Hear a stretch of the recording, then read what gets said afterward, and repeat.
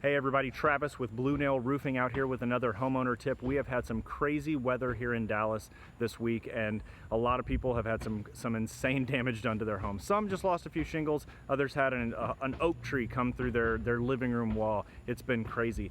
And you're looking around the neighborhood, you're seeing a lot of people getting their roofs replaced, and you gotta ask yourself, are my neighbors just getting some shingles slapped on their house, or are they actually getting a top tier roofing system put on their home? Well, there's only one surefire way to tell if your neighbors are getting a top tier roofing system put on their home, and that's to look for this flag, the Blue Nail flag. When you see that in a homeowner's yard, you know they are getting the best possible roofing system that money can buy. Insurance money at that. We are happy to come out, take care of the claims process for you, negotiate the supplements to make sure that you are getting everything you are entitled to under your homeowner's policy, not a penny more, not a penny less, to make sure that your home is restored to its former glory. So you can go around looking for that Blue Nail flag, or you can just visit our website today at bluenail.com. We are happy to come out, inspect your project, and help you get back in one piece. All right, I'll see you in the next video for another homeowner tip.